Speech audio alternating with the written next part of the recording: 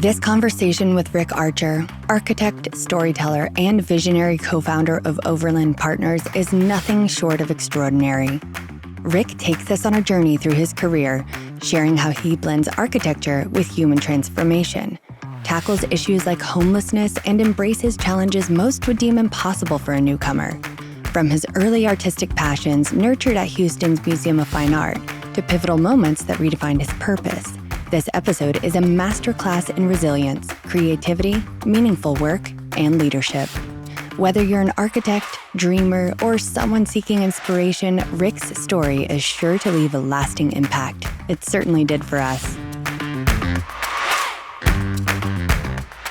Well, welcome. Welcome to Uncharted Your Sidekick for Life. Season 3, Episode 2. Duels. And we have, so now it's like special to the third season guest Each today. guest more special than the last. You say that to all of them. You have to. But there's an exponent to it, right? So we'll do that. So why don't we just get started with our intros, and ladies first. Thank you. Hello, everybody. I'm Natalie Payton. I'm a comedian, actor, and podcast personality. Well, you'll have me beat on the humor for sure. Well, we'll see about that. And hello, everyone. My name is Dr. Leon Vanstone, rocket scientist, storyteller, idiot, co-founder and founding up co-host of Uncharted, among many other things. You've said that once or twice. Several times on this show, in fact. Actually, three seasons worth. 26 times. And I Love hanging out with rocket scientists. Yep. Yeah. Do that frequently. Yeah. Me too. And I'm Dan Dillard, also co-founder of Founding Up and co-host of Uncharted, among other things. And we won't get into all those details. They come out in the show. And today we've got a great guest and friend in the audience. We met on another show maybe 3 months ago, something like that. I think longer than that, but it feels like it was recent. And I just loved your story. And I said, let's get you on Uncharted, just because I want to be able to tell your story and broadcast it as much as possible. Because I just think it's cool to see how life is never planned. It just kind of like unfolds, and it unfolds in sometimes shocking and surprising ways. Yeah. And you're like, okay, let's go with it. Whatever, let's do it. Yeah. And so I'm so happy to have you back on. And Thank you, Dan. And really want to now have more audience, and you guys get to ask some good questions as far as history goes. Let's start. Let's go there. Let's go. And I just kind of started easy. Let's just start with when you were 15. What did you want to become? Well, tell us who you are first. Yeah. So that Oh, sorry. Yeah, Yeah. you skipped the whole I intro. Everyone knows who I am. Yeah. Like, no one knows. So who I am. excited to be like, let's get into the story. Yeah. Thank you, Natalie. Yes. I'm Rick Archer. I'm one of the founders at Overland Partners Architects. Started the firm about 37 years ago, going on 38 years ago. Wow. And we practice architecture all over the world with the goal of creating physical transformations that lead to human ones. We want to change people's lives. That's It's never cool. just a building. Okay, now we go into the. Now, Thank What you. did you want to be Yes, when you were thank you. 15? when I was 15, I already knew I wanted to be an architect. Wow. Oh, number 2. Were you into Remember? Lego? I predated Lego. I Really? mean, people in this generation literally ask me all the time, how did you ever become an architect without Lego? Right. But there were Lincoln Logs There you go. No, and that's- Duplo, perhaps? no Duplo. but there were cardboard boxes Mm, and there were anything I could find Pillow to make anything forts. out of. yeah. You know, it was just literally required more imagination than with Lego. Mhm. about making. And I grew up as a young artist. By the time I was 12, 13, I had completed every class offered at the Houston Museum of Fine Arts. I had enough hours to have a degree in fine art. And I really thought I wanted to be a painter. But, And that was at what age? Because you said. oh gosh, you know. So my your parents earliest were- memory was painting. Yeah, my parents just recognized that I had a gift, Mhm. and so they enrolled me, and I spent many afternoons at the Houston Museum of Fine Arts just wandering around. It was kind of my haunt, Mm. and fell in love with that place. It was a Mies design building, if you know who Mies is, very famous modernist. And the school was in the basement, but I really had the run of it and loved that experience. But, as a kid growing up. And how old were you there at that point? Like just roughly? Yeah, 8, I probably 12? started eight-ish when I started yeah. taking classes, and I don't remember exactly, but I remember that we moved from Houston when I was 13, and so I sort of had a shift of trajectory at that point, moved to Washington, D.C. But, I was one of 5 kids. My older brother wanted to become a physician, which he is, and when we were in family settings, people would always say, "What do you want to be when you grow up?" I mean, it's kind of the classic, unfortunate question we ask children. Yeah. Right. And I would say, "I want to be an artist." And typically, the response to that was, "Well, he hasn't quite figured out what he's going to do yet." He still That's wants not to make the answer money. I though. wanted him to give. I'm going to give him a few more But years. your brother right? had it right. I'm going to be a doctor. I'm going to be a doctor. My dad is an attorney. So, those were very respectable. And not that they devalued art, but I don't think they saw that as a career aspiration. And before you go on, the reason you said number 2 earlier is that we've had only one other guest that knew what they wanted to be at 7. So it was like, and she wanted to be in politics, and she's at 7. At 7, and wow. she ran for class president. That was the. But everyone else that we've had here is like. But I did a thing, I did another thing. And we've had so many people say they want to be an architect, and then you pointed out that they're technically still building things if they're entrepreneurs. Yeah. A lot of but I wasn't good at math. Is usually what they say. Right. That is. I couldn't draw. But that's what the slide rule was for, wasn't it? Yeah, who knows? That's what engineers are for, I think. But my dad was in politics, and so I think part of that for me was saying I don't want to be a politician. Right. I saw the demands that put on his life, on our family's life, and I loved to paint, draw, create.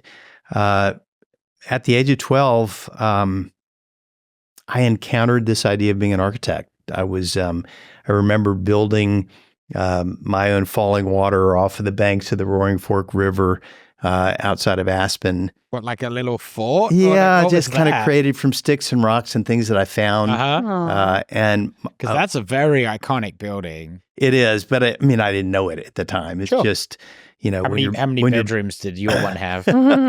Mine was just sticks and rocks, and maybe some leaves for a roof. But my great aunts, who were really, really dear to me, basically said, "You're like an architect," and I thought, okay, that seems acceptable. And so when I started saying I'd be an architect, that got a better response. You got a better response? Yeah. So, I wish I could say that, I was more independent thinking than that. But like most kids, I wanted to please my parents and the adults around me. And I decided to do that. And I think actually looking back, that was a real gift because while I was running away from politics, I realized that I'm very, very interested in the public process and that architecture is a great place to combine art and policy.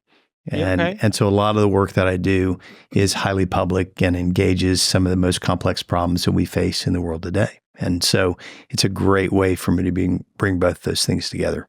No, that's very interesting. I'm a big fan of ontological design. So I do appreciate there when you're saying that, like if you build a building to have lots of open co-working spaces, people will collaborate. And if you build an office to be full of cubicle hell, then they won't.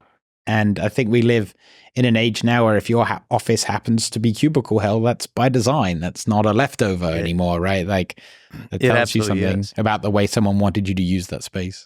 Winston Churchill famously said, "We shape our buildings, and afterwards they shape us." Right. You build the tool, and then the tool changes the way you do the work. Bingo.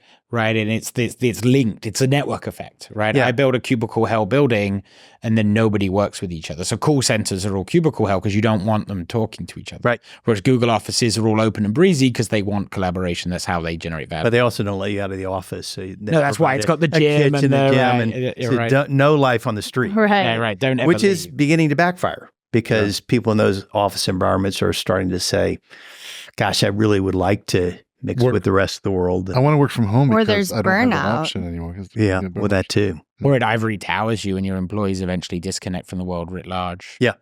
And unfortunately, so I think as an architect, I'm really interested in those things. How is a building a tool for living? Mm-hmm. How does it actually enhance human flourishing or perhaps diminish it? And a lot of the work that I've been doing really engages at the intersection of those kinds of things, like the unhoused or issues of immigration or abuse, mental health, et cetera. Reminds me a lot of what Jorge Venegas is kind of envisioned. Yeah. You know Dr. Jorge Venegas out of A&M? I don't. So he's teaches in the School of Architecture or College of Architecture now.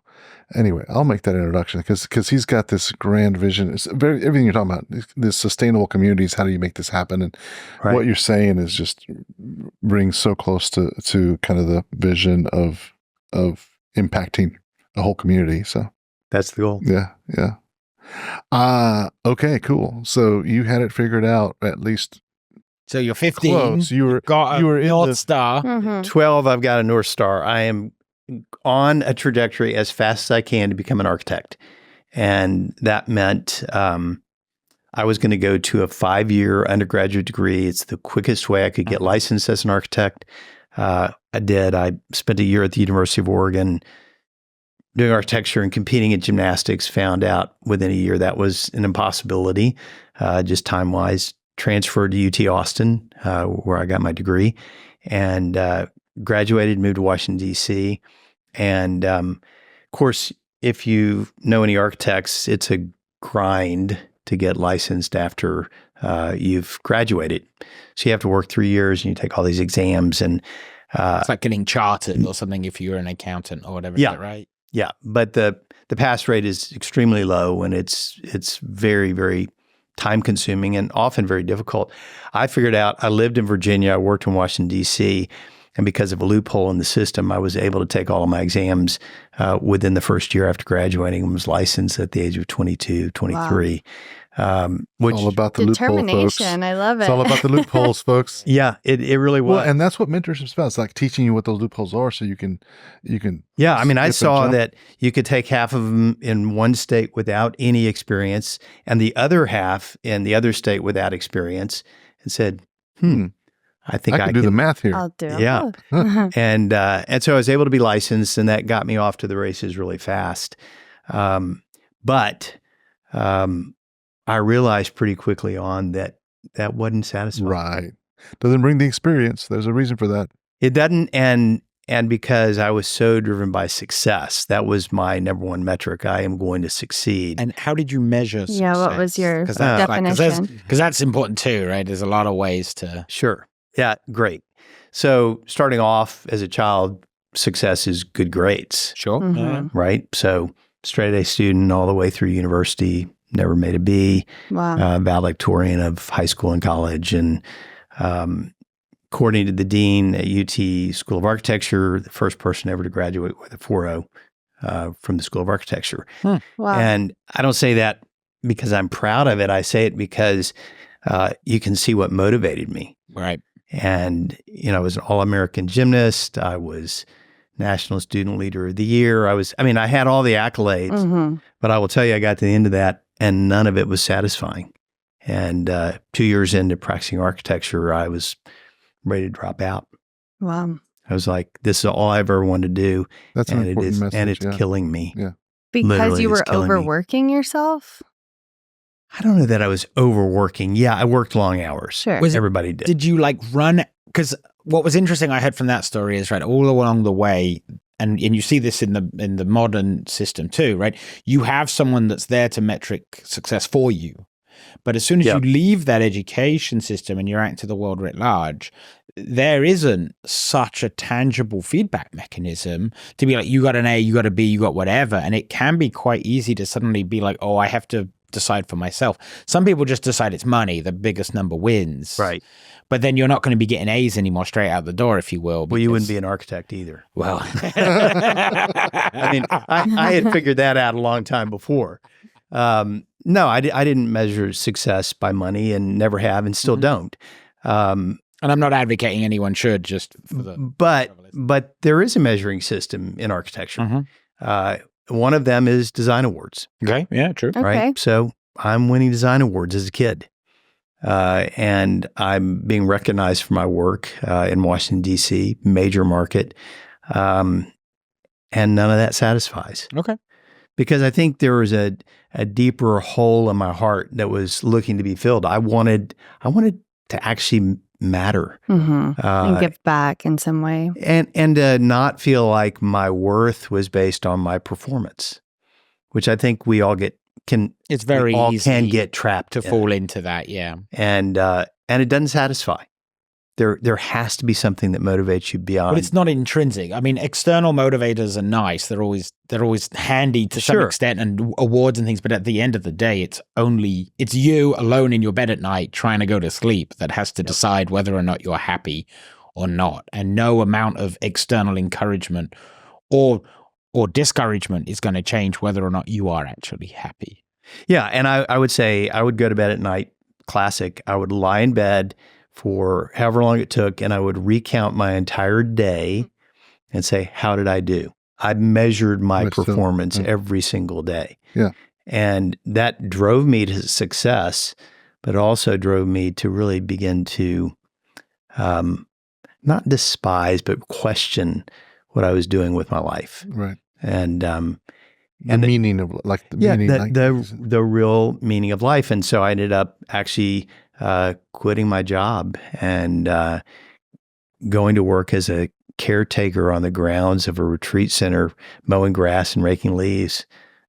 Which is the architect equivalent of quitting out of software and taking up woodworking or something like that. Right. Yeah. I mean, something where, my entire worth was in, how straight was that, grass that I mowed, or did I leave any leaves on the lawn? Did people think you were crazy? Absolutely. I mean, Great question. I hadn't thought about that. Yeah, I mean, I look back on it, and one of my closest friends in architecture drastic. actually sat down with me and laid out how I was throwing my entire life away. And he was like, "You are, the most successful young architect I know in the city, and this is where you're headed." And he's still a very close friend, and he met really well. And in some ways, excuse me, from the world's perspective, he was right.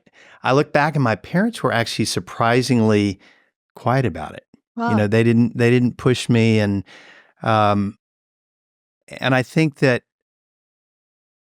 I recognized in some ways that I was on a life-saving mission. I was trying to save my own life. Yeah. And it was an amazing experience. I mean, my roommate during part of this time was a guy that we brought in off the street, a homeless guy, manic, depressive, schizophrenic, psychotic, male prostitute, selling his body on the street to support his habit. And I invited him to become my roommate, and we worked side by side. And also literally insane. But what a big heart. It was in some ways insane. His father was a very, very important person in politics who I happened to meet, and in that conversation, he had an unusual last name. I asked him if he was related to this guy, and he said, "Yes. How do you know him?" And I said, "Well, I met him, one evening in the community, and he asked me if his son could move in with us because he didn't have any place else to go." And so, this homeless man shows up in a stretch limo to this home that I lived in with a group of men. There's some juxtaposition. Yeah. And we worked side by side, and I learned so much from him. His name is Tom. And I think as a result, that began to shape my sense of Values. What I really want to do with my life. Yeah. I mean, is Tom as important as, the wealthy developer that I was working with? And the answer was, yeah, absolutely. I think it's such an important message because, the audience is, Gen Z is trying to figure out, has a lot of these same questions. And you hear this story, not quite like this, but similar, where you have these athletes that go pursue like a gold medal, right? And they work their butt off for 4 years to get there, and they get there and they get the gold medal, and the next day they're depressed. It's it's like, all right, I got there now. Buzz Aldrin effect. Yeah, he came back and became a massive alcoholic. Yeah, what do I do now? Yeah. And it's because of what you're saying. It's like this deeper meaning of life. Is it not the thing that I'm doing, it's who I am. And who is it who I am? And that's the... Apart from what I'm doing, that I am not what I do. I'm a human being. Right. And I need to figure out who that person is. What are my values? What do I care about? One thing I do think is really interesting, though, is that you bring this up, that if you are going to rediscover a love for architecture, what a wonderful way to do it than by helping someone find a home. Like... It's interesting you bring that up, because later on I ended up designed the largest center for the unhoused in the world in San Antonio, Haven for Hope. Also did the center in Dallas, and I was presenting at Austin City Council. And afterward, a gentleman in the audience, really literally began to verbally attack me. Who are you? What are you doing? What are you trying to sell us? What do you know about being homeless? What do you know about mental health? And it was like the light bulb went off for me. It's like, the reason I'm doing this is because of Tom. Mm-hmm. But it's the first time I realized it when I was challenged. Wow. That there was something so deeply embedded in me. And Tom died homeless on the side of the road in California. And his parents called me, and they had identified his body through a book that I'd given him. It was the only thing on his possession. I'm sorry to hear that. And so, I did just have to say, the fact that you didn't feel the need to save him through the rest of his life is also very powerful. And that you were open to living with someone who is always typically ostracized in the community, and you opened up your home. It's just so beautiful. Well, I did it with a community of other young men that I was living with. So I wasn't alone, and we were all supported one another in it. And, so often I think the thing is that it's like things come at us that we don't expect, and they change the trajectory of our life. Right. And, for me in that time, that year, one day we were out weeding on the side of the hill, and what we didn't know was that we were weeding poison ivy roots. Gosh. Oh, wonderful. And so I pulled these roots out with my hand, and as a child, I was extremely allergic to poison ivy, like almost hospitalized. And I ended up getting an incredibly severe case, went to the doctor and said, look, this is going to get really bad. Put me on the strongest thing you've got. And that was on Wednesday. On Sunday, I called him and I said, I'm a little concerned. My hands are swollen to twice their normal size. They're blue. They're ice cold. I can't move them and I have no feeling. And he said, go to the emergency room immediately. And a couple of the guys who I was living with took me down to George Washington Hospital. And the resident looked me over and said, oh, you have poison ivy. And then I showed him my hands. He was like, hold it. And he brought the attending physician in, and she gathered the entire emergency room staff around me and began to explain my condition. And I said, do you mind sharing with me what you're saying? Because I had no idea what you just said. It was mostly Latin. Show and tell. Yeah, exactly. And she said, yeah, we've read about cases like this, but we've never seen one. The poison ivy has grown inward and it's choking your hands, which is why they're in their condition they're in. Wow. And I didn't know You about had that. poison ivy growing inside your hand? yeah, and it was all in my bloodstream. There was not a square inch of my body that wasn't covered with blisters. And she said, and I said, so she said, I'm afraid you're never going to use your hands again. Oh my gosh. And I started laughing. I was like, I'm an architect. And without these hands, I can never do architecture. Right. And she said, well, why is that funny? And I said, I love architecture, but I love God more. And if I'm not going to be an architect, I can't wait to see what I'm going to do because it's going to be incredible. Yeah. And I had this confidence. And in many ways, that was the moment when I said, I can live without architecture. I no longer have to do this Wow. to be of value. And 3 days later, my hands started moving, and I got So cool. I got my hands back, and there was a sense for me of like, okay, I am supposed to be an architect, but I'm supposed to do it differently. And I think that really did change the trajectory of my life. I went back to practicing and have practiced pretty much nonstop since then. And it's been a really rewarding thing. What a powerful story. Well, that's just the beginning. Yeah, I'm beginning to gather that. So what age are you now? Your hands have just come back. How old? 25, 26. Yeah. Okay.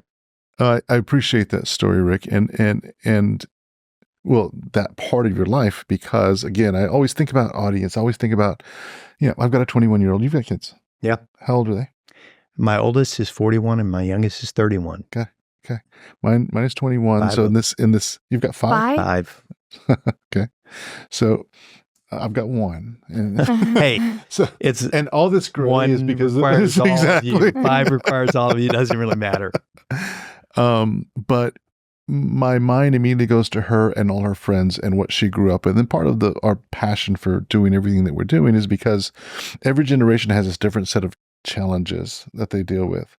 And for me, what I've seen in the background and all the things that got us here, not just her, but I helped wealth management practice, and I helped tons of families like save for their kids' college. And I just kind of saw all this, and I saw that there was a lot of misdirection or no direction because both parents were working and doing their thing. It's like, go figure it out in college. Here's your money, go figure it out. And so I just saw that disconnect. And so that's why my mind goes to the audience all the time in the story and in the stories that we tell. And what I really appreciate about this is what your story has done so far is kind of help think outcome, right? Because so many people are thinking about that very next step, right? And you were doing this next step and you were excelling, you were getting 4.0, you were doing what others had not done, but that's not where happiness was. And you got to a point where you really started seeing it took you some life experience to get there, but you had that one moment where you're like, okay, all the things that I've built, I can walk away from. And one of the things that one of my mentors, who's actually the dad of one of my partners, Madison Smith, he once told us there always must be a death of a vision before it returns. And I think I could look at probably every chapter of my life and there is a death to the vision. You have to go through that place of saying, this may not happen. Got it. Or this will not happen. Or I may not ever use my hands again. Or this business thing that I've started has failed and I'm never going to come back. I mean, those are the thoughts that you're, processing.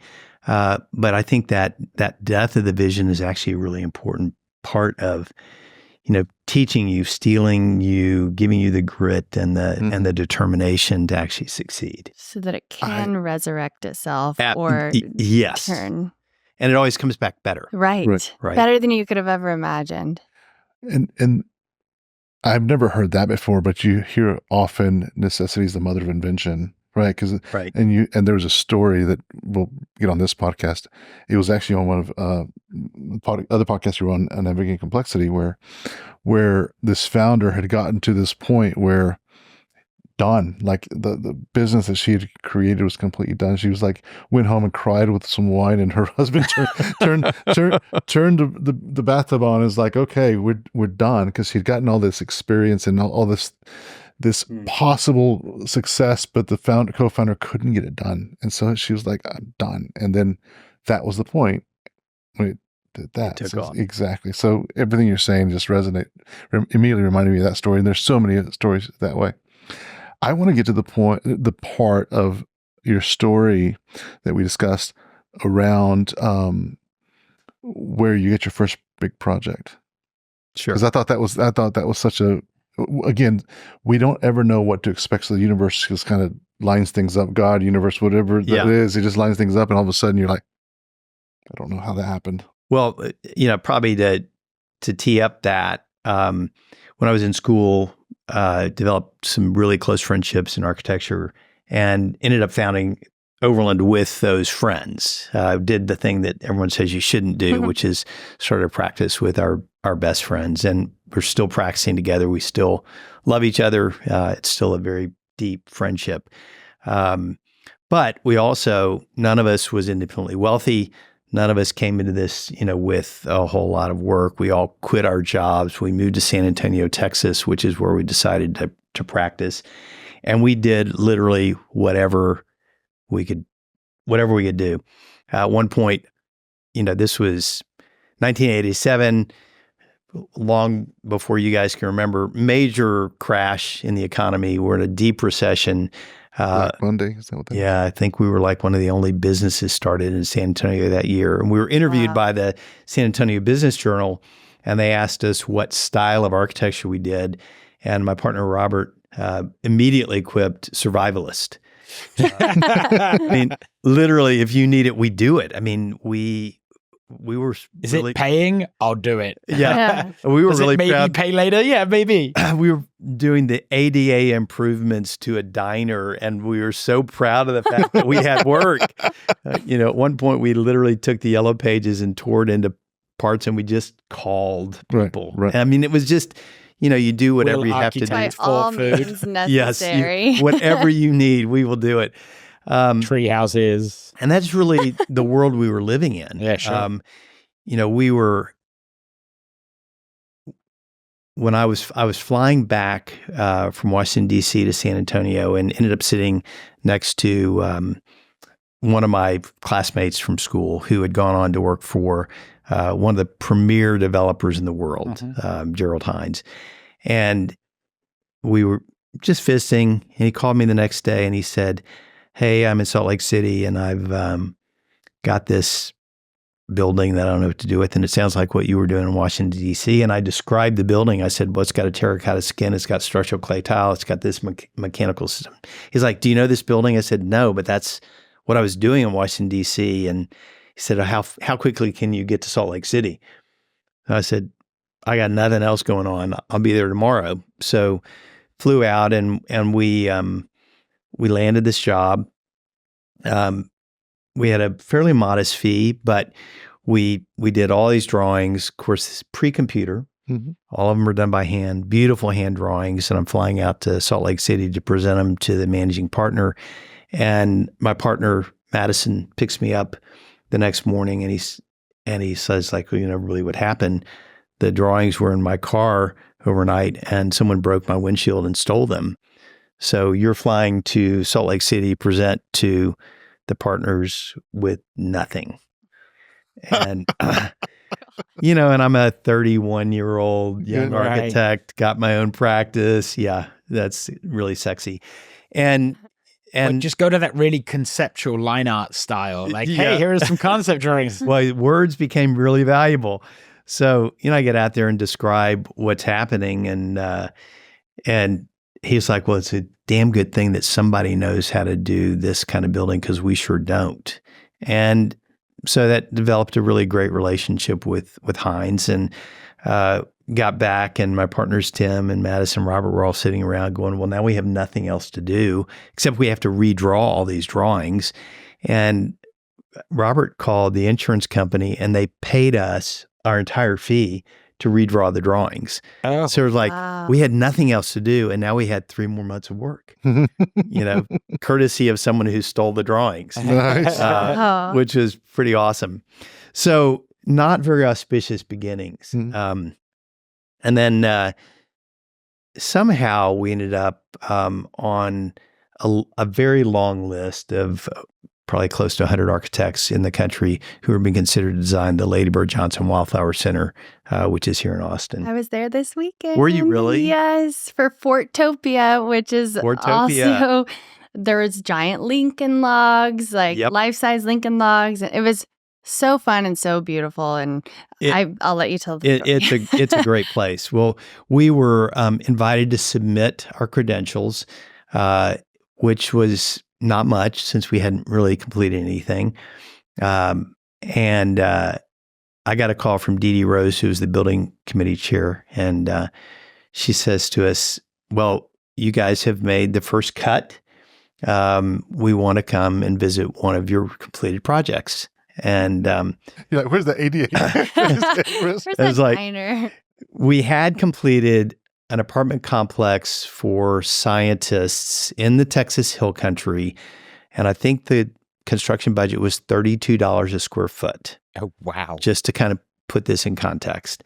For our audience, can you explain so for our kids at home, can you explain what that means? That means really cheap. That means like on a budget. Yeah. Like almost impossible. Yeah. So we take all of us, all the partners, went out there. We're like, this is so super cool because we're going to meet the First Lady. There's going to be Secret Service. They're going to be all these cool people that like Academy Award winning actress Helen Hayes and the former mayor of Austin and the chief of staff of the White House and all these important people. And we get out there, and we're just very humbly showing this little project. And later on, we found out that Lady Bird was legally blind, so she couldn't actually see what we were showing her. Wow. She was a very frugal German, and $32 a square foot sounded great to her. And then at the end, we had saved this enormous oak tree that we had built the complex around. And she walked up to the tree and she said, "You saved the bees." And we're like, huh? Sure, yeah. But she heard bees in this tree. She said, "You saved the bees." And we're like, yeah, we saved the bees. You said it. And so the combination of those three things, bees, budget, and the fact, and blind. She couldn't see it. The three Bs. We got invited to the interview, and they were interviewing, I believe, 5 firms. Every one of them were people that we had studied in our textbooks. They were the biggest names in architecture in the country. And my partners and I were like, what are we going to show them? I mean, an interview normally is, here's who we are, here's what we've done, and here's how we'll approach your project. Well, they'd seen the only project we'd ever completed at that point. So we said, well, let's focus on how we'll approach the project. And so we were going to show them images of indigenous Texas buildings in fields of wildflowers. And that fits, that tracks. Yeah. What the Wildflower Center's done. Yeah. And so the problem is this is pre-internet. So where do you find these photos? Libraries. Dewey Decimal System, everybody. We go to the library, we go to the county library, go to the university libraries. We can't find a thing. We're out at the Wildflower Center the week before our interview and doing a tour of their existing facilities, which were in East Austin in a double-wide trailer. We walked into their library, and in the corner, there's an old slide file system. And we walked over and we start pulling out the slides, and they're the most extraordinary photos you've ever seen. So one of us turned to the librarian and said, "Hey, can we borrow these from you?" And she said, "Sure, no one's ever looked at them. Take all of them and bring them back when you're done. No questions asked." So we go to the interview. We show them images from their slide library. And at one point, one of the members of the building committee said, "Those are the most beautiful photos of what we're looking for that we've ever seen. Where in the world did you find them?" And I think we all just blushed, and basically said, "In your library."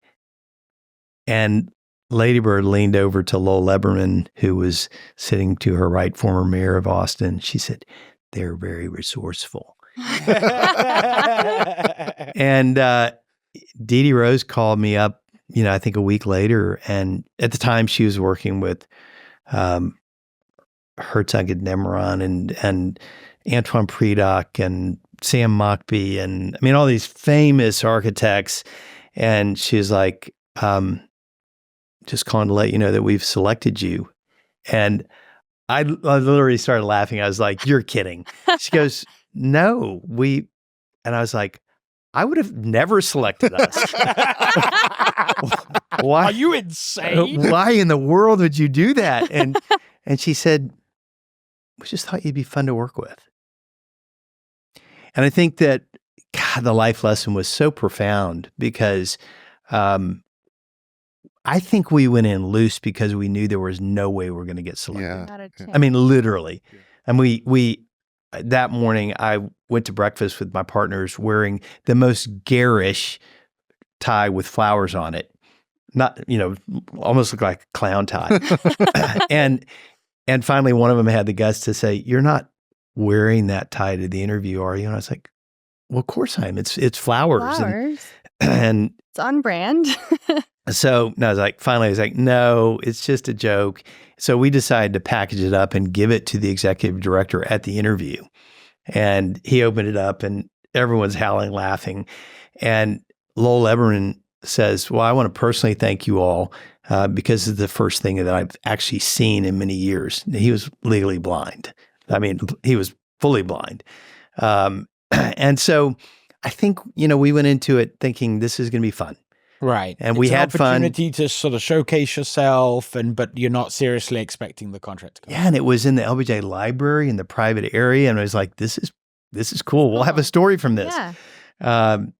But we certainly didn't expect we'd be selected. And I think that was such an important lesson that people hire people. Right. Mm-hmm. They aren't looking for a transaction.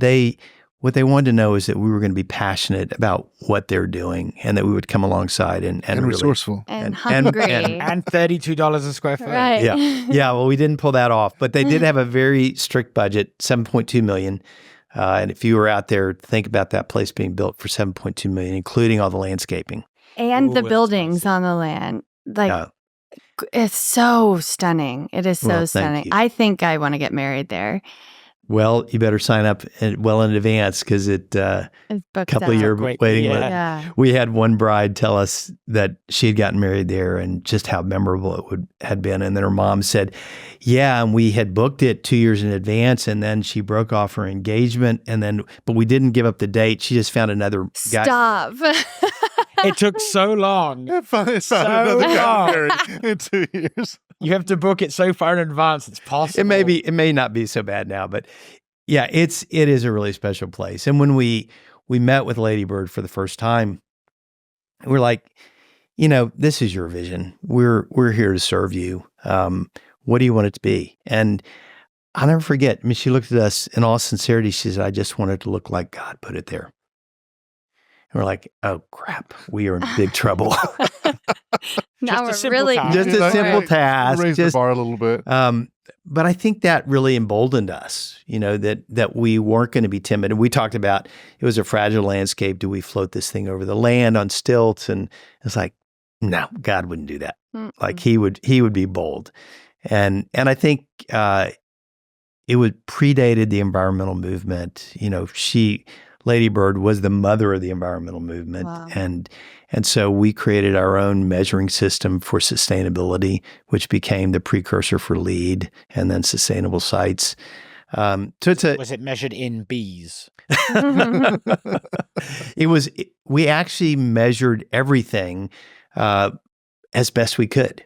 It was before people thought about carbon. It was we thought about how we'd measure energy consumption and about human comfort, and we created an entire metric system that we judged what we were doing against, and it really set the standard for the way people thought about building.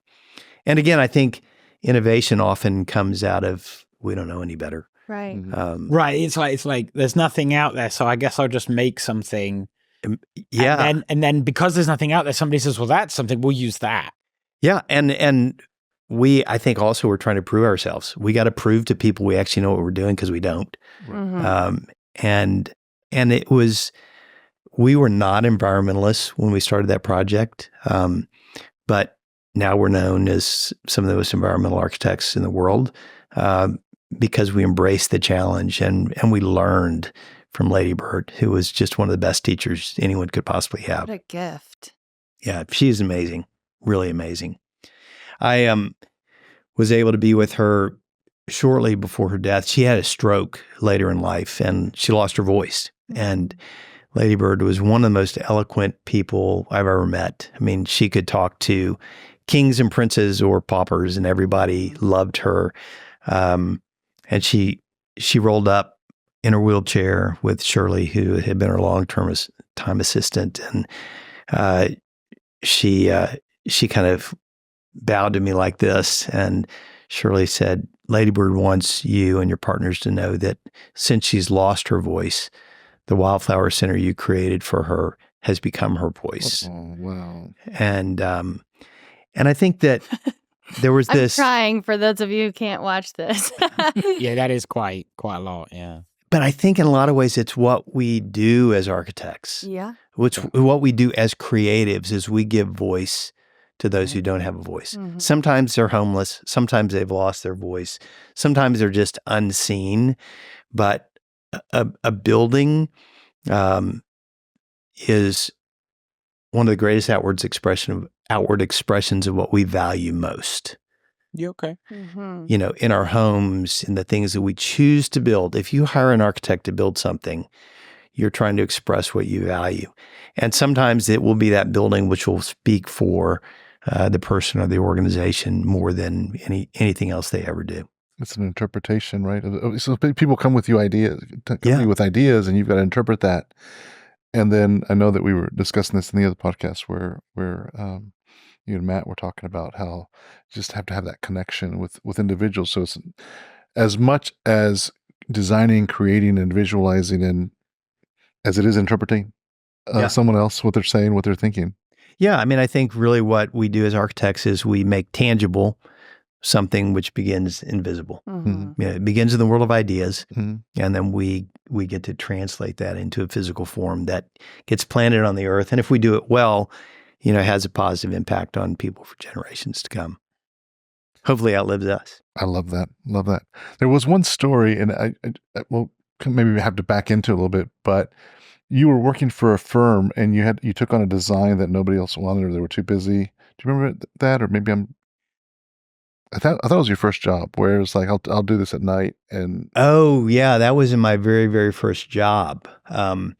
So that actually was the retreat center that I ended up working at. Okay. Our firm was incredibly busy, and this little project came in. It was to renovate a carriage house into a retreat center for world leaders. And I knew the project was out there and no one was working on it. And so finally I went to my boss one day and I said, "Hey, I want to work on that project." Mind you, I'm, like a 23-year-old kid out of school. And he's like, "You're too busy. You got too much to do. Besides, you don't know what you're doing." And I said, "Well, that's true." I said, "But you don't have anybody better because everyone is so busy." And he said, "Well, I can't take you off the work you're on." And I said, "I'll do it at night. I'll do it at night and the weekends. You don't have to pay me for it. But if it gets approved when we go for our first design meeting, then it'll come into the office. I'll be the lead architect and you'll give me a team." And he kind of looked at me like, "Who the heck do you think you are?" And he said, he finally said, "I really don't have a better deal. I don't know how else we're going to do this." And so, he assigned me the project, and sure enough, I was able to get it done.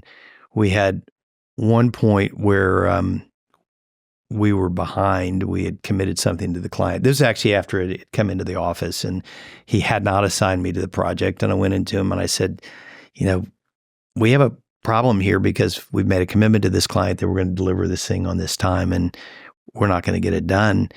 And he said, "You're so naive. You always make commitments in business that you can't keep." And I said, "Well, I don't. Like, you might, but I don't." And he was like, "What do you want me to do about that?" And I said, "I want you to call the client, tell them that we're not going to meet the commitment, and let's set a new date, and, give me some hours." And so he's looking at me and he goes, "Okay, I'll give him a call." And I just stood there in his office. And he was like, "What are you doing?" I said, I'm waiting for you to call." Impeccable to your word. And he's like, Okay. So he calls, and the client was gracious and said, yeah, understand, things happen. Thanks for letting me know. And, but one of the other things that happened in that same job was that, and I think these are relevant for a young person starting.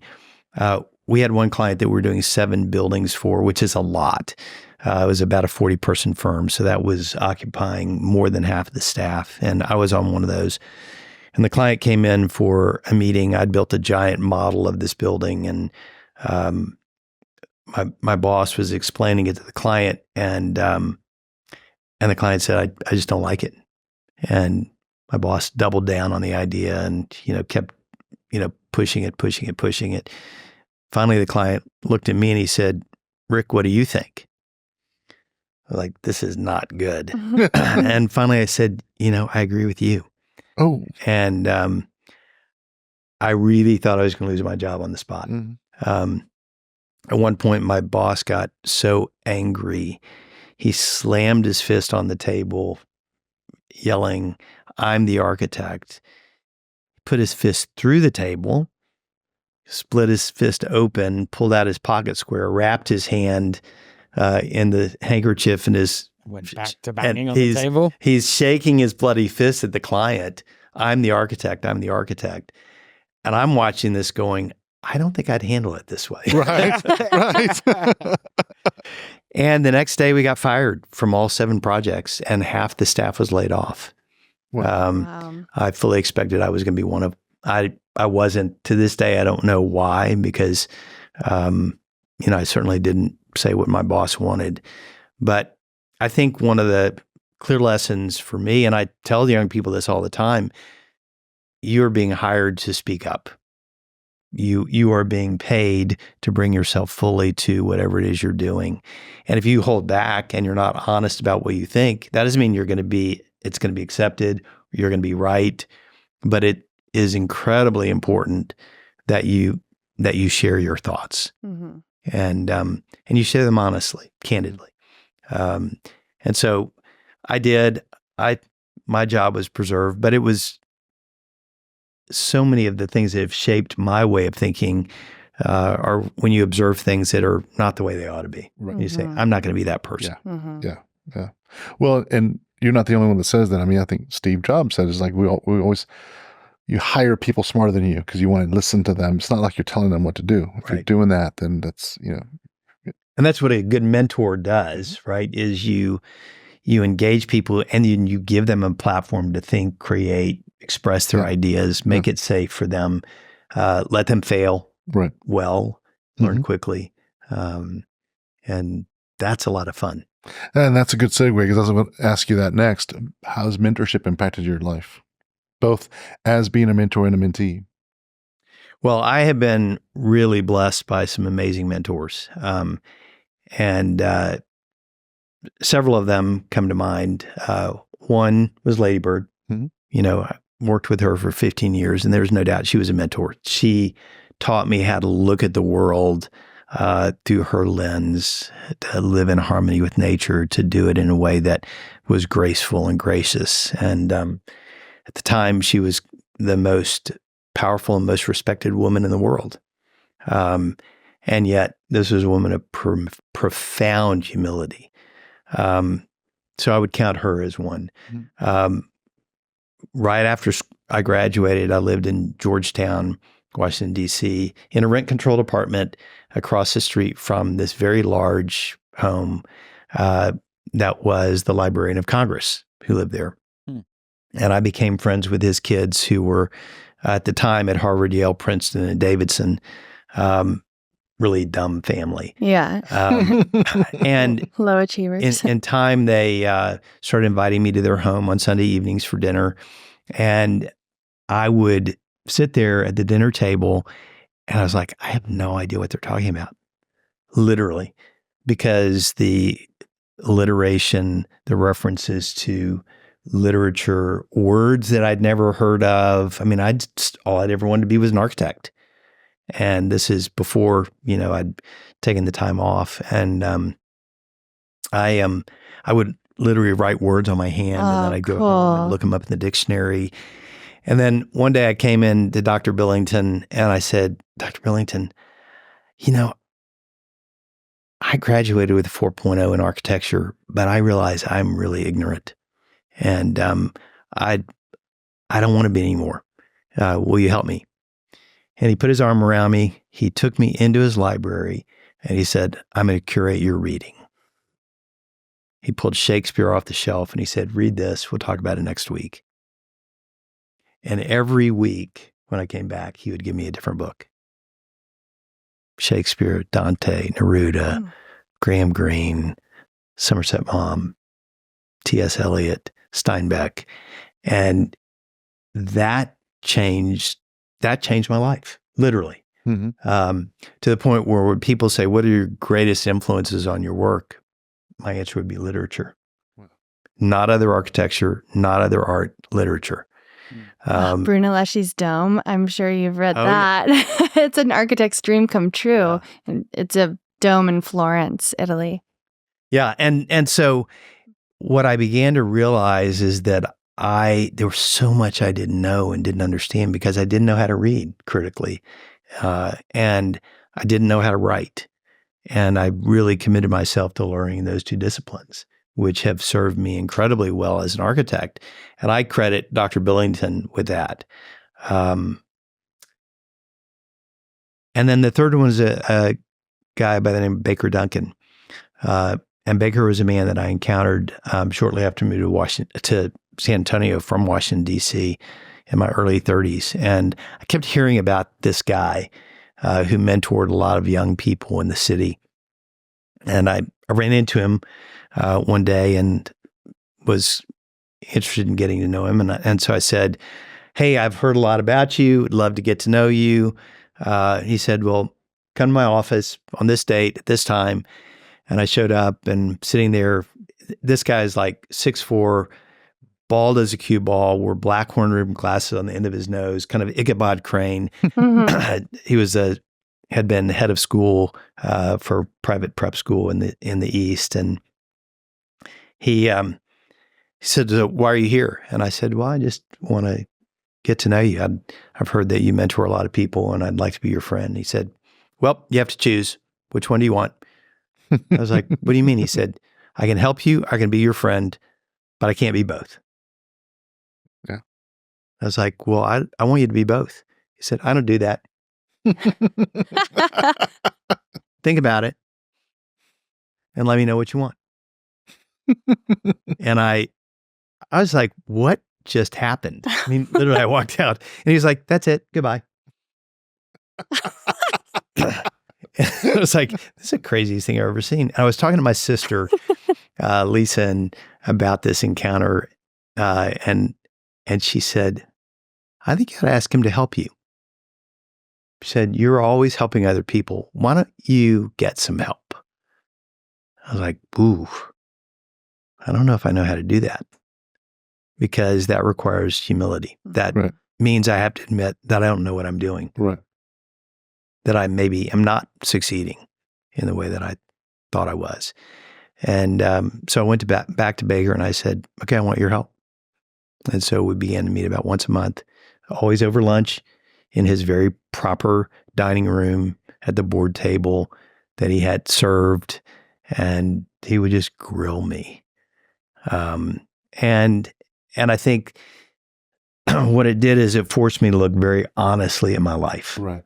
And not at my resume, not at the BS that I'd, been able to succeed on, and to own some of the things that I had done that actually weren't so great. Right. And to be okay with them. That mirror. Here's a mirror. Yep. That's really what Baker did. And one of the hard things for me is that, almost all of my mentors died within 2 months of each other. Oh, wow. And I remember thinking, and it was the same time when my mom died, who was also one of my mentors, and thinking, now what do I do? Right. Now where do I go? Who do I take my chits to? Mm-hmm. Where do I cash them in?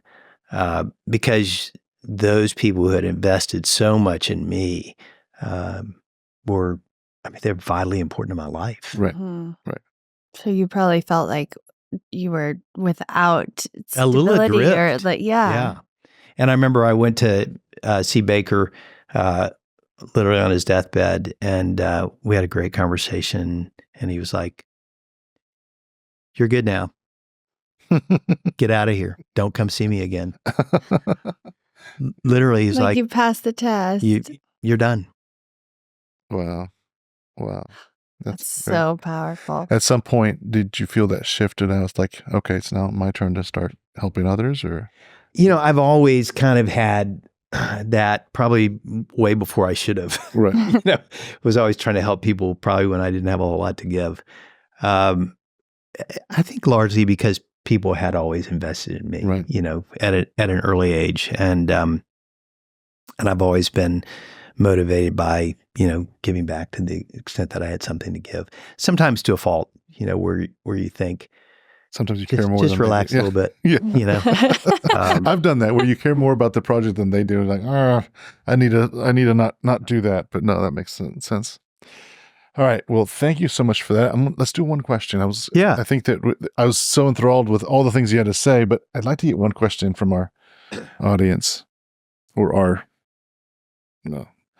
Gen Z. I'm really intrigued by this. Yeah. Okay. They ask some good questions. Yeah. They do. I bet they do. They're sort of a bit more okay purpose. They're thinking already. What's that purpose going to be? How am I going to help? What difference am I going to make? How will the world be better for my? So this is Miles. He's an ACC student, and he has a question around navigating the world of chaos. I'm studying economics at the moment, with my extracurricular emphasis is on policy and civic engagement. As far as mentors I can think of, I'm kind of going outside the realm of people currently alive. Great. One figure that really fascinates me and that I would love to ask a question, if I could, is Monsieur Talleyrand. He was the French foreign minister during the early 1800s, and he has several accomplishments to boast, but he's basically the person that saved France from foreign occupation after Napoleon was defeated, and he's sort of seen as this duplicitous, but also very masterful and genuinely patriotic diplomat. I would ask him, how do you navigate a world dominated by chaos and fervor and cynicism? How do you, win people over? How do you, when all the dust is settled, how do you build back up? Because those are the things we need to start thinking about as the world starts heading into more uncertain directions, just as a matter of damage control, I think. I love that. What an amazing question. Wow. Existential. When Right? I was because I was in the background and you were asking the question, I was like imagining who we would ask. And I think you're the perfect person to ask this question. I did not say France from, after Napoleon. I couldn't get you Napoleon, ladies and gentlemen. But we got Mr. Archer here. Yeah, no, I think this was who messed you up was Katie. I think that was a great That's a matchup. great choice. But no, he's just such a deep thinker. But at the end of the day, what he's thinking about is this chaos. How do we, he's seen a figure in time that had something similar to what we're going through now. It's like, how do we fix this mess? Yeah. I would say to Miles, the time that I was your age, I hate it when people say that, but sorry. It's true. We're there. We were just coming out of the Vietnam War. The United States was in utter chaos. I mean, it was upheaval everywhere. There were protests everywhere, massive drug culture. And the drug culture was a response to, I feel out of control. I'm trying to figure out a way to just navigate through the utter chaos of the world around me. Right. And, I missed the draft by a year or two. My older brother was drafted. Fortunately, he did not. His draft number was low or high enough. He didn't get called in. But there was a tremendous amount of fear that surrounded that period of time. And then, you come out of Johnson and, all of the upheaval and some really good things that came out of that upheaval, all the civil rights legislation and the things that we're living in today, the 1,000 Laws of the Great Society. We all live in Johnson's America today. So typically out of this kind of upheaval, there are significant sea changes that happen that can be very positive. But we came right out of that into Nixon and Watergate. And I mean, it was crazy. And then we've got Carter and the embargoes and Iran hostage crisis. And I mean, it kind of makes today look a little bit mellow. Yeah. And yet I think the way that my generation navigated through it after we decided we could be productive and that we didn't have to just escape was that we began to say, how do we begin in our own life, in our own way, to tackle some of the things that are right in front of us? Like you can't change all that stuff out there, but you can start right here. Right. You can start inside yourself and say, okay, how am I contributing to a greater sense of peace and order and well-being, flourishing for all humans? And what part can I play? I mean, I think that's always been the tactic that I've taken. And quite honestly, kind of in the midst of all that, I'd step off the planet, for almost 2 years. I stopped practicing architecture. I spend time trying to figure out, who am I in the midst of all of this? And I'm not saying, Miles, that you need to step off the planet or drop out of school or any of those things, but I will say it starts there. And then I'd say the second thing is, you don't do it alone. Right. You do it in community with other people. Find one or two or three or just a handful of people that you can walk with through this, because it's amazing how much stability you can feel in the midst of chaos if you just have a friend, somebody who really knows you and understands you. And I was blessed to have some really, really good friends around me with my partners, and then also with other friends that I had made in Washington, D.C. And I think we navigated the complexity of those times, the chaos of those times, by leaning a lot on one another and focusing on things that mattered. I love that. I do too. That was you taking it and comparing it to Vietnam makes a whole lot of sense, because if you're just looking at today and you don't have another, he compared it to France, right? But if you don't have anything else to compare it by, it can be daunting. And it is chaotic today. Yeah. Mm-hmm. I mean, I would say that we are seeing some political upheaval that is historic. Right. Actually, political polarization. I'd say that's what's historic. Divisiveness, yeah. Not the upheaval. We've always had the upheaval, but the divisiveness about whether or not we actually all are working toward the same thing from different perspectives, which I do think, the radical leftists and McCarthy all thought they were, trying to achieve the same thing, which is I believe in a better America that would actually contribute to the world. I think today we have some concern about those things, and that does feel very unstable. I don't think it changes the advice, which is that you're not going to change all that. That doesn't mean you don't invest, you don't vote, you don't get involved. I think you should, and I think that's vitally important. But it's also the long game. When we moved to San Antonio 37 years ago, it was the second poorest city in the country. Memphis was the poorest. I looked at San Antonio and I saw opportunity. I didn't see a poor city. I saw vacant buildings and things that like, wow, there's something for me to do here. I can really invest in this place. 37 years later, I can look back and say, we've had a real impact on that city by just doing one thing after the next, putting one foot in front of the other. And it is the way that you see the world. And I think that's such an important message, because you can always see it glass half empty, glass half full, and what one person can do, right? Because you're told this since you're a kid. It's like, every person can be president. Yeah, every person has this impact, and it's whether you believe that or not. But it's like, be the change you want to see. We talk about that. What is not being done, and what can I do about it? What can I do? Not what should somebody else be doing? Exactly. I mean, I had an activist in my office who would frequently come to me when I was CEO and say, "What are we doing about?"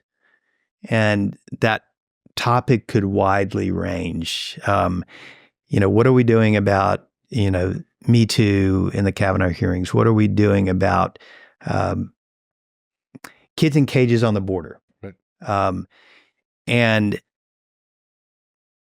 as the CEO, I was always mindful that actually what I said mattered to her in this. And I remember when she came to me about kids in cages on the border, and she's like, we need to be posting on our social channels. We need to be doing these things. And I said, I get it. I said, I'm not doing that. But last week I had a meeting with the ambassador from Guatemala, with senators and congressmen, to work on this issue by trying to solve it binationally. If I post about any of this, the work we're doing, it's invalid. It won't happen. And so don't think because I'm not doing what you think I should be doing that I'm not doing anything. Right. I see the world through a slightly different lens. And I do think today there's often this sense of, well, if I just get on social media and put my views out there, that I've solved the problem. Right. Well, you haven't. Right. What you need to ask is, who do I know that cares about this problem that I can partner with, so that we might be able to move the needle a little bit? Now, we didn't solve the border crisis, but we did solve the problem of Guatemalan kids being in cages on the border. And that's a start, right? So I think you tackle each thing as it comes to you, and you have some ability to do it. That was coincidental that she's asked me about an issue that I was passionate about and was working on. But I think that's one of the things today that we really need to focus on, is actually do something. Yeah. Take action.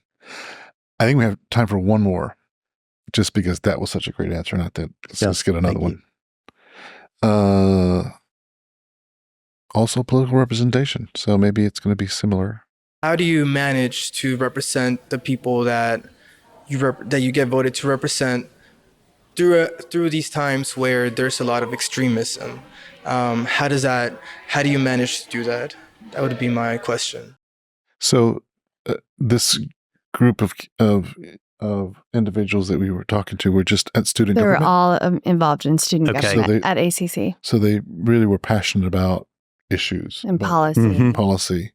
And so, so I think going back to what his question is like, there's these things, how do you, you just touched on it. I guess we can expand on it a little bit. Yeah. It's immediately what I thought about was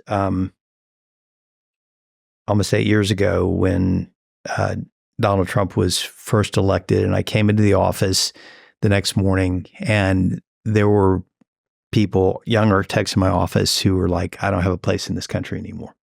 I mean, literally, they felt so disenfranchised by what had happened. And I felt like my job as a leader was to simply say, whether I agree with what happened or not isn't the issue, but I want to create a safe place for you here. That you may not feel safe when you walk out of here, but we have an environment that you can talk about anything you want. You can have any opinions you want. And by the way, other people are going to as well. And we're going to respect those. Yeah. We're not casting stones at one another. Because if we can't do it in here, how are we going to do it out there? Right. And I don't think that answer was satisfactory to her. But I think she did find over time that having a place where you could talk honestly about what you believed, and that it made it feel at least there was some safe place to be in our country. Well, and I love that viewpoint because that's where it starts. I mean, you used to hear about meeting in the middle and across the aisle and all the different things. We've had several people in politics in the on the podcast, and it is about having empathy on somebody else's viewpoints versus, and I think what we've witnessed is a combination of the social media impact of the likes are driven by hate and divisiveness. Yeah. And so that's kind of what drives this apart. And so if you're aware of the tools that cause that and why they're doing it, and realize that that's completely different than the person across from you, no matter what they believe in, but just kind of like just chatting about what do you believe and what matters to you, and what you just said, creating these safe spaces just to have conversations. We had the same thing happen when open carry was passed in Texas, and I had employees coming up to me and saying, "So can I bring my gun now?" And I was like, "No, you can't. Your gun is not going to be welcome in this workplace." And they're like, "Well, it's not going to be safe. We have all these people here and they need me to protect them." And I was like, "Well, I appreciate the sentiment. I want you to be a part of a committee that's going to look at safety and security for Overland to make sure that there are things we can do short of carrying guns." Right. And that ended up being very productive. And they came up with a lot of really great ideas. And so you've got in the same office, card-carrying members of the NRA and, extremely progressive activists. And it's like, we're all going to be a community together. Right. We're going to figure this out with the goal of producing amazing architecture that makes a difference in the world. But I realize as a leader that we also can't ignore those things. Right. Like we can't say, don't bring that to the office. They're bringing it to the office. Right. When the Kavanaugh hearings were going on, I mean, it was high anxiety. People were, had their earphones in all day. They're watching, the hearings. Nobody's getting any work done. There's a lot of anxiety around what's happening, and I could see people starting to take sides in the office. And we gathered one Monday morning, and I said to him, "Look, when I was a teenager, I was sexually molested by a teacher. I get it. I know what's going on here. But, there's a story in the scripture where this woman is accused of adultery, and Jesus says to the people, 'You who are without sin, throw the first stone.'" Right. And it says that they left one at a time, beginning with the oldest. And I said, "We're not throwing stones here. Right. I don't care which side of this issue on. We're not throwing stones." And I think that it was fascinating because I think some people were frustrated with me with sharing my own story. I got all these people, lots of people in the office sending me, "Me too, me too, me too," that felt seen, heard, appreciated. And we were able to get back to work, which was really my goal as the CEO, not just as a way to make money, but because that's what we were there for. Yeah. And that's where we feel the deepest sense of connection, a sense of purpose, a sense of dignity by doing really, really good work. And I think that was one of the most disruptive things, is that people on both sides weren't getting their work done. Right. And nobody liked that. Yeah. Amazing. Thank you so much for being with us. I really enjoyed it. Thank you for sharing all your stories, and thanks, Natalie. It was really powerful. Thank you. Thank you. That was a wild ride. It was. I cannot believe I was just at the Wildflower Center yesterday. I'm so glad you were. Yesterday, and then I get to meet you. It is such a special place. That's just so cool. Where are you going to be tomorrow? At the Cotton Bowl. How do I get a private Cotton Bowl? Yeah. We're doing the renovation of the Cotton Bowl right now. I know. That's why I said that. Alrighty. Well, that's a wrap for season 3, episode 2. Awesome. Amazing. Thanks for tuning in to Uncharted Your Sidekick for Life. Rick Archer's story reminds us of the power of passion, creativity, and perseverance in the face of life's unpredictability. From designing iconic spaces like the Lady Bird Johnson Wildflower Center to developing one of the largest centers for the unhoused in San Antonio, Rick and his team have created places that inspire connection and foster community.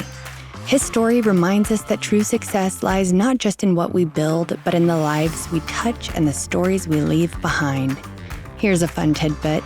After recording this episode, I excitedly shared Rick's story with my dad, only to discover that he and his brothers grew up on the same street, went to the same school, and were friends with the Archer kids in Houston, Texas, back in the 1960s. Talk about a small world. If you'd like to be a guest or a Gen Z contributor on our show, check out the details in our show notes. Don't forget to subscribe and share this episode with your friends. And join us next time as we continue to explore uncharted paths with more incredible guests.